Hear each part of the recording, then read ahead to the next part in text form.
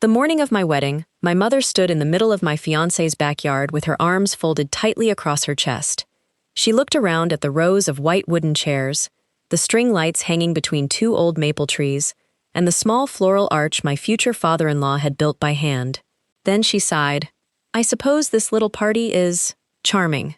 Her tone made it clear she meant the exact opposite. My father adjusted the cuffs of his tailored navy suit before glancing toward the modest buffet table where my closest friends were arranging homemade desserts. "If people ask where my daughter got married," he muttered, "I'm just going to tell them it was a private ceremony." I smiled politely. Not because their words didn't hurt, because after 29 years of trying to earn their approval, I had finally accepted something that should have been obvious all along. Some people will never see your happiness if it doesn't look expensive. What neither of them knew was that before the afternoon was over, someone they desperately wanted to impress would walk through that garden gate and remind them that character has a way of revealing itself when status can't. My name is Claire Whitmore, and this is the story of the only day my parents finally saw me for who I really was. I grew up in a beautiful house that never truly felt like home. My father, Richard Whitmore, believed life was one long competition: the best schools, the best neighborhood, the newest car, the most respected job. Everything, and everyone, was measured against someone else. If our neighbors bought a new SUV, my father talked about upgrading ours before the month ended. If one of my classmates earned an academic award, he wanted to know why I hadn't won too. He never raised his voice very often. He didn't have to. Disappointment became its own language. My mother, Denise, wasn't much different. She judged people within seconds of meeting them. The shoes they wore, their accent, the restaurant they suggested, even the way they introduced themselves. By the time I was 12, I could predict exactly what she'd whisper in the car after every family gathering. "Did you notice her handbag? I expected more from their house. They're nice people, but they don't exactly have standards." As a little girl, I believed everyone talked that way. I didn't realize how exhausting it was until I grew older, because eventually, those conversations stopped being about strangers. They became about me. When I told my parents I wanted to study elementary education instead of corporate finance, my father stared at me as though I'd announced I was dropping out of school altogether. "Teachers don't build wealth," he said flatly. "They build futures," I replied. He smiled. Not proudly, patiently, the way adults smile at children who simply don't understand the world yet. "You'll change your mind." I didn't. I became a teacher anyway.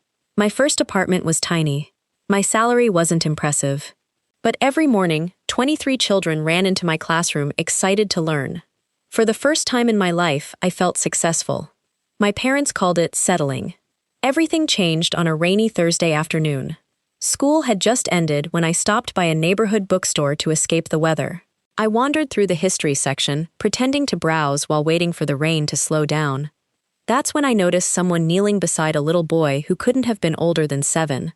The child looked ready to cry. "I'm sorry," the boy whispered. "I tore the page." The man smiled gently. "It's a book," he said. "It can be repaired. But my mom can't buy another one." He reached into his backpack, removed his own copy of the same children's novel, and handed it to the boy. "Then take mine." The little boy blinked. "What about you?"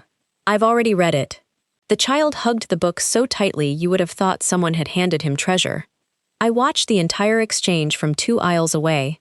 No audience, no cameras, no attempt to impress anyone, just simple kindness.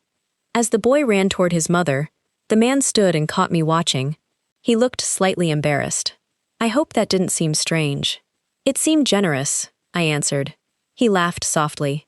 "I just remember what it was like not having much." His name was Ethan Brooks. We talked for nearly an hour before realizing the rain had stopped long ago.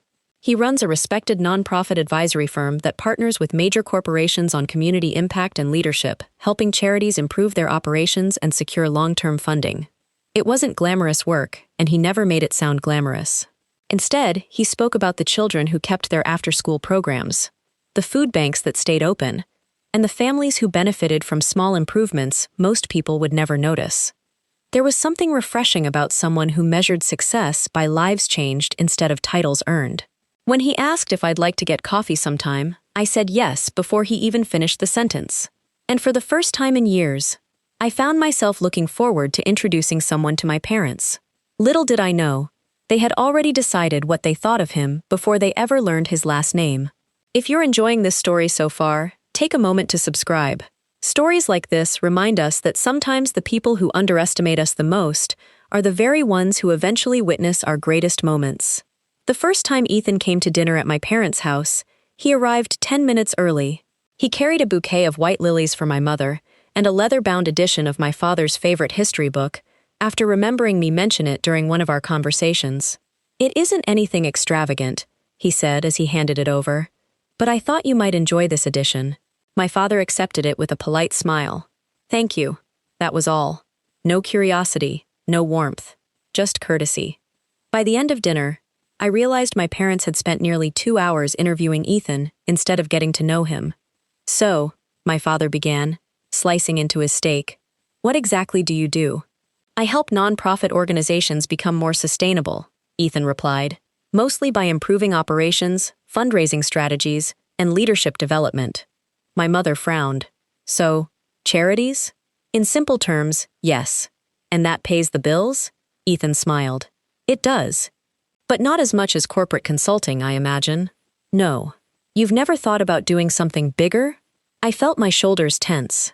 Ethan, however, remained calm. "I enjoy the work I do." My father leaned back. "I've always believed ambition is important." Ethan nodded.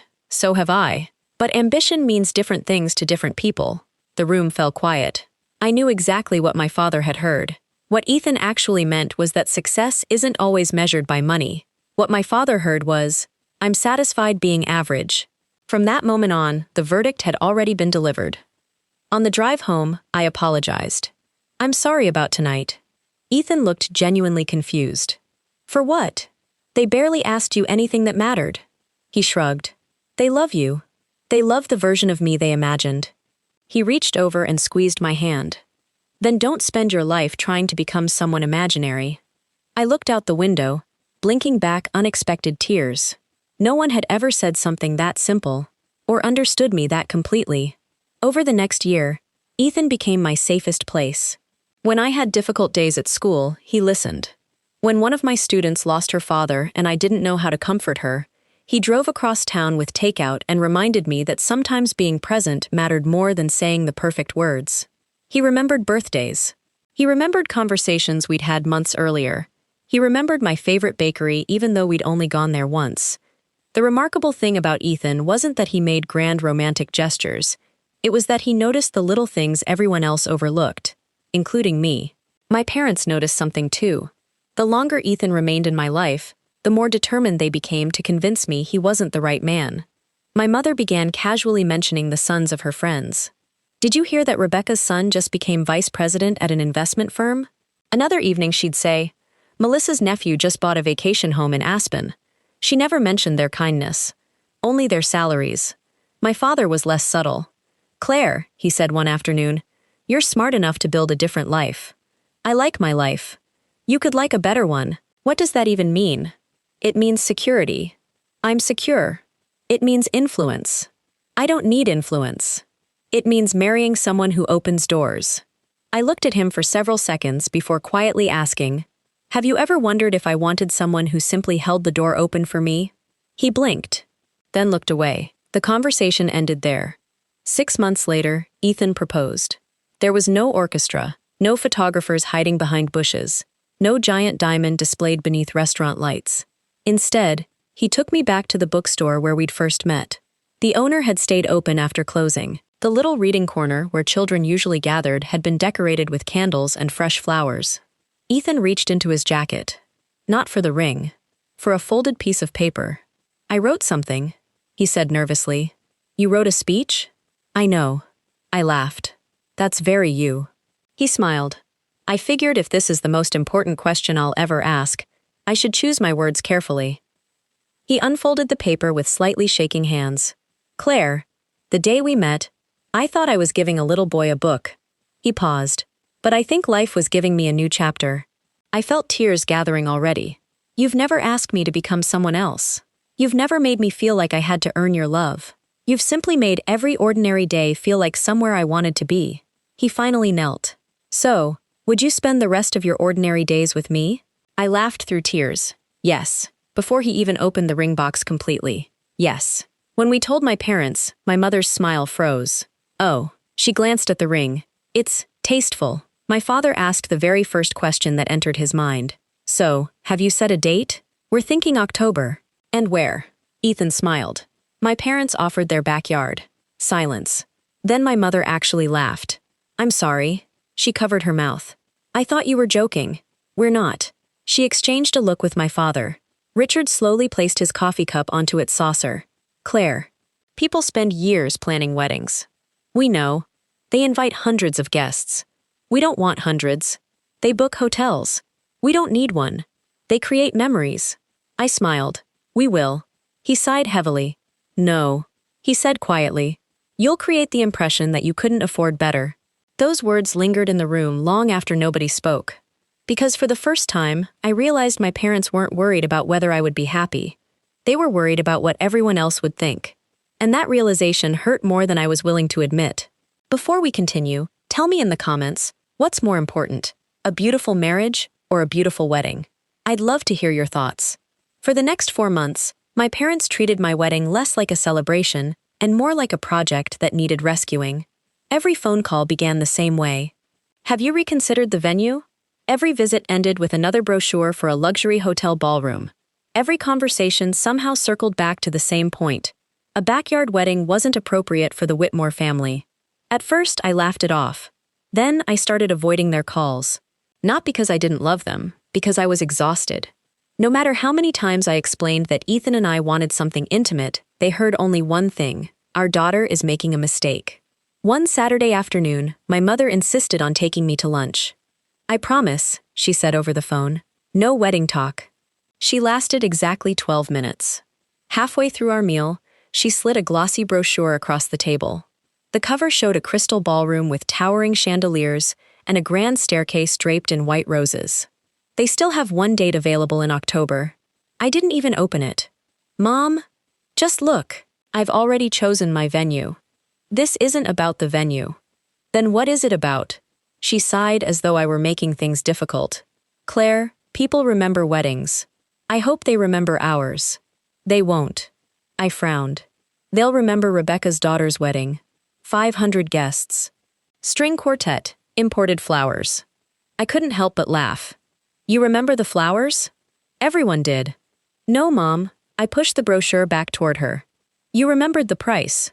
Her expression hardened. You think I'm being shallow. I think you've forgotten what weddings are supposed to celebrate. She looked genuinely offended. I'm trying to protect you. From what? From people talking. I leaned forward. They already talk. She blinked. They talked when I became a teacher. They talked when I rented a tiny apartment. They talked when I started dating Ethan. I smiled sadly. If I spend my life trying to silence people, I'll never actually live it. For once, my mother had no response.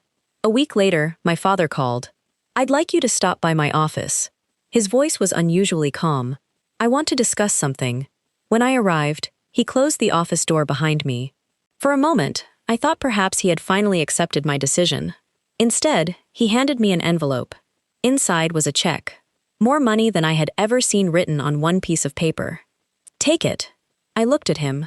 For what? For a proper wedding. Dad, you don't have to thank me. I'm not. His smile disappeared. I'm declining. You haven't even thought about it. I have. You and Ethan can't afford what this wedding deserves. We're not trying to. His jaw tightened. I've worked my entire life building this family's reputation, and I'm grateful. Then don't throw it away. I slowly placed the check back inside the envelope. My wedding isn't a business investment. It's a reflection of this family. No. I stood. It's a reflection of the family Ethan and I are creating. Neither of us spoke. The silence between us felt heavier than any argument we'd ever had. As I reached the door, my father finally said quietly, I never imagined my daughter would settle. I stopped walking. Without turning around, I answered, I never imagined my father would confuse peace with settling. Then I walked out. That evening, I found Ethan in his parents' backyard, hanging strands of lights between 2 trees. He looked up and smiled. Perfect timing. I don't feel like celebrating. He climbed down the ladder. What happened? I handed him the unopened envelope. He looked inside, his eyebrows lifted. Wow. My dad wants us to change everything. Ethan nodded slowly, then he closed the envelope and handed it back to me. Your decision. You mean ours? He smiled. No. I looked at him, confused. If accepting this money would make you happy, we'll accept it. And if it doesn't, then we'll keep building this wedding exactly the way we've imagined it. I stared at him. You really don't care where we get married, do you? He laughed softly. Claire, he took both my hands. I asked you to marry me. I didn't ask you to impress anyone. The lump in my throat returned. It amazed me how often Ethan could quiet the storms inside me with just a few words. The following weekend, his parents hosted a small barbecue for both families. Mine arrived 40 minutes late. My mother stepped into the backyard and immediately began inspecting everything. The chairs don't match. The fence needs repainting. The flowers should be symmetrical. She wasn't trying to be cruel. She simply couldn't stop seeing flaws. Meanwhile, Ethan's mother, Linda, greeted everyone with flour on her apron. I'm so sorry, she laughed. The pie fought back. Everyone chuckled. Even my father smiled. For just a second, watching our families together felt like looking at two completely different definitions of success. One measured perfection, the other measured joy. Later that afternoon, I overheard something I was never supposed to hear. I had gone inside to refill a pitcher of lemonade when I heard my father speaking quietly with Ethan near the back porch. I'll ask you once. My father's voice was firm. If you truly care about Claire, there was a pause. I walk away. I froze. You deserve someone who shares your values. I do. And she deserves opportunities you can't provide. Another pause. Then Ethan answered so calmly that it almost broke my heart. Mr. Whitmore, I've never tried to take Claire away from her family. I've only tried to love her well. You can do better. I don't want better. I want Claire. Silence. Then my father spoke again. You'll regret this marriage. Ethan's reply came without hesitation. No. I'll regret losing the chance to spend my life with the woman I love. I stepped back before either of them noticed me. I didn't cry. I couldn't. I was too overwhelmed by the realization that while my father saw marriage as a transaction, Ethan had always seen it as a promise. 3 days before the wedding, my parents called. We've decided not to come. My heart stopped. My mother continued speaking. We simply can't support a decision we believe you'll regret. I closed my eyes. There it was. The moment I had secretly feared for months. Not because they hated Ethan, but because they loved appearances more than they trusted me. I took a slow breath before answering. I'm sorry you feel that way. My voice surprised even me. It was steady, calm, peaceful, because somewhere along this journey, I had stopped needing their permission to be happy. Little did I know, the morning of the wedding would change everything, and not because of anything my parents said, but because of someone they never expected to meet. The morning of my wedding arrived with clear skies and a strange sense of peace I hadn't felt in months. For the first time since Ethan and I announced our plans, I wasn't worried about convincing anyone. I wasn't worried about whether the chairs matched. I wasn't worried about whether the flowers looked expensive enough. I wasn't worried about what people would say. Because standing in that backyard, surrounded by people who loved us, I realized something important. This was exactly the wedding we wanted. Not the wedding people expected. Not the wedding that would impress strangers. Ours. My best friend Emily helped me adjust my veil while I looked at myself in the mirror. Are you okay? She asked. I smiled. Actually, I think I am. She looked surprised. After everything with your parents? I nodded. I spent my whole life trying to prove I was making the right choices. I looked down at my wedding dress, but today, I finally get to just enjoy one. Emily squeezed my hand. You know they're missing something special, right? I swallowed. I know. And for once, I truly meant it. Outside, Ethan stood beneath the wooden arch his father built. He wore a simple dark suit. Nothing flashy, no designer label, no expensive accessories. Just Ethan. The man who remembered strangers' birthdays. The man who showed up when nobody else did. The man who made me feel valued without asking me to earn it. As I walked toward him, everything else disappeared. The whispers. The judgment. The disappointment. All of it faded. Because the person waiting for me at the end of that aisle was the only person I needed to impress. The ceremony was beautiful, not because of decorations, because of the people. My students' families attended. Ethan's old neighbors came. Friends who had watched us grow together filled the seats. There were no hundreds of strangers, no cameras everywhere, no luxury arrangements, just love. During our vows, Ethan held my hands and smiled. "Claire, I promise I will never ask you to become someone you're not." His voice shook slightly. "I promise to choose you on ordinary days, difficult days, and every day in between." I felt tears forming.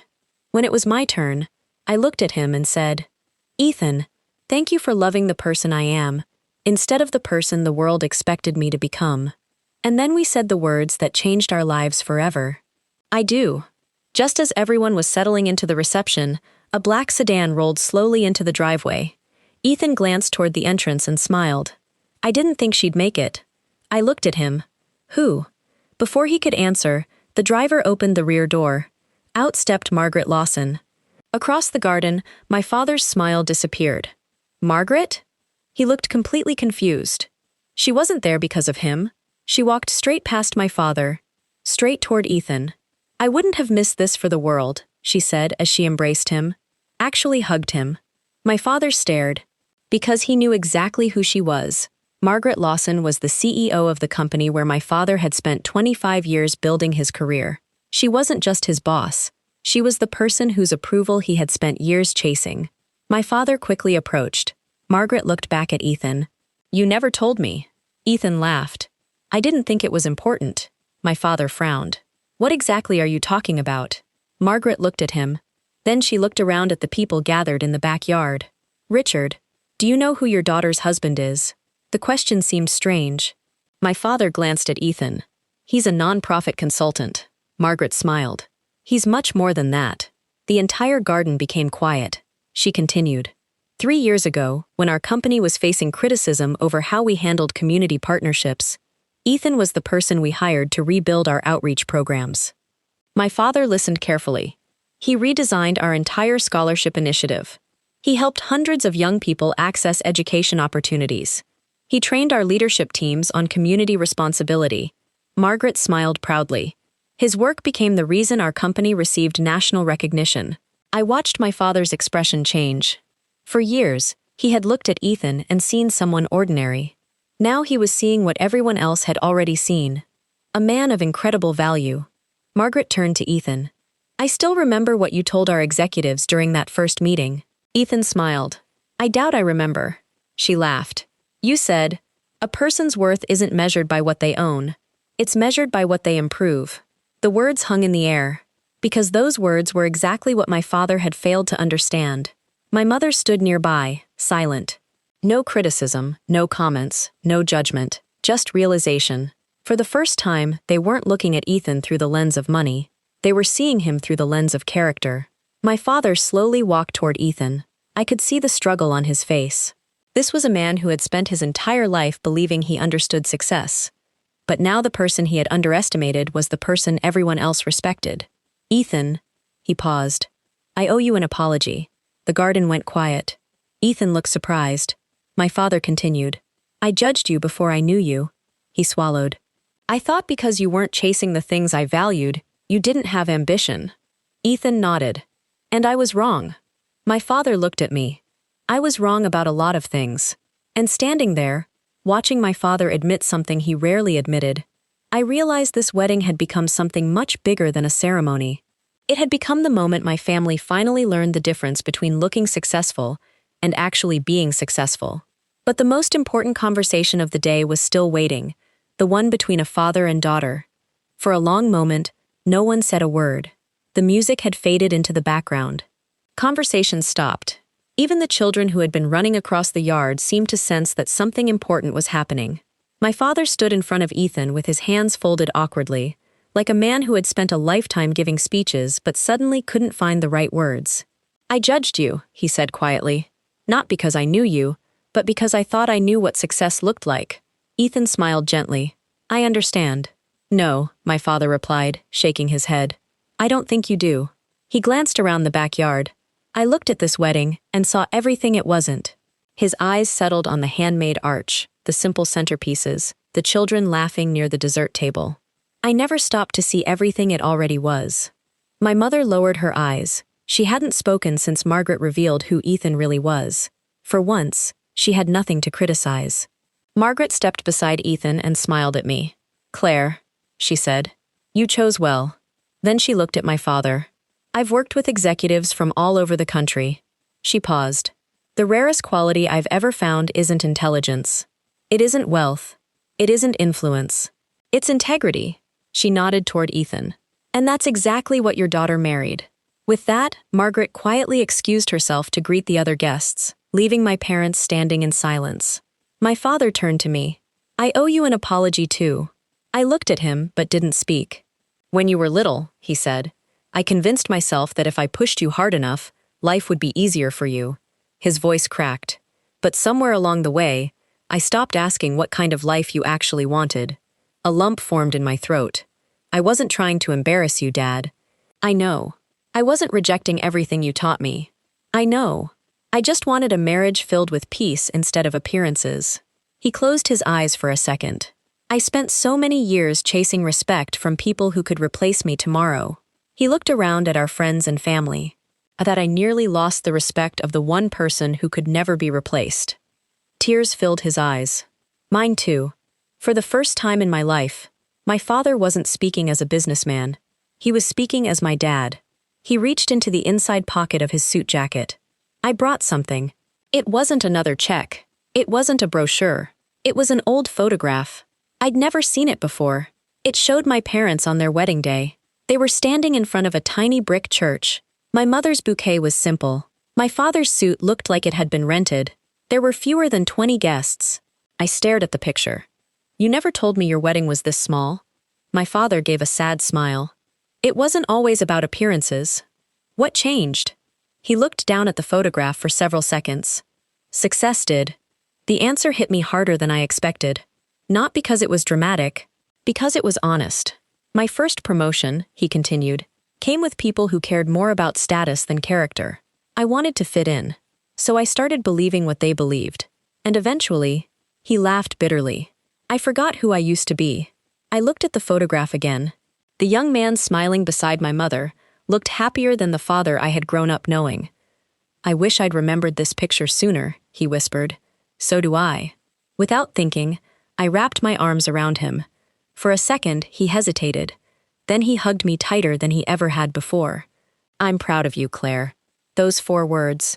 They were the words I'd spent almost 30 years hoping to hear. And strangely, they didn't feel as important as I once imagined. Because somewhere between meeting Ethan and standing at that altar, I'd learned to be proud of myself first. When my father finally stepped back, he turned to Ethan. "Take care of her." Ethan smiled.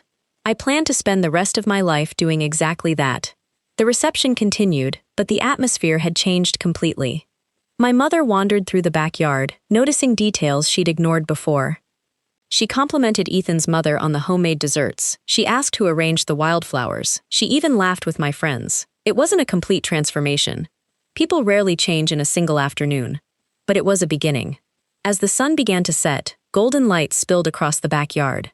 Children danced barefoot on the grass. Someone started playing an old love song through a small speaker. There was no grand ballroom, no crystal chandeliers, no 5-course meal. Just people who genuinely wanted to be there. And suddenly, I couldn't imagine getting married anywhere else. Later that evening, Ethan and I stood beneath the same maple tree where we'd exchanged our vows. "You know," he said, slipping his hand into mine, "your father finally smiled today." I laughed. I noticed. "I think he needed this wedding as much as we did." "I think you're right." He looked around the backyard. "Any regrets?" I looked at the string lights glowing above us. The handmade arch. The laughter echoing across the lawn. My parents talking peacefully with Ethan's parents. And I smiled. "Only one." He raised an eyebrow. "I wish I'd stopped trying to earn other people's approval a long time ago." He kissed my forehead. "You made it here. That's what matters." 5 years later, that little backyard became the place where our daughter took her first steps. Every anniversary, we returned to that same garden. Not because it was luxurious, but because it reminded us that the strongest foundations are never built with money. They're built with love. My father retired 2 years after our wedding. These days, he spends more time volunteering than attending corporate dinners. Sometimes he jokes that Ethan accidentally changed his career after retirement. Ethan always laughs and says, "No, you just remembered who you were." Looking back now, people often ask what I remember most about my wedding day. They expect me to mention the dress, the flowers, the food. Instead, I always tell them the same thing. I remember the moment I realized that love doesn't become more valuable because other people admire it. It becomes valuable because it's real, and that's something no amount of money can ever buy. If this story touched your heart, don't forget to like, subscribe, and share it with someone who needs the reminder that your worth isn't measured by status, it's measured by the life you build and the love you give. Until next time, take care of yourselves, and we'll see you in the next story.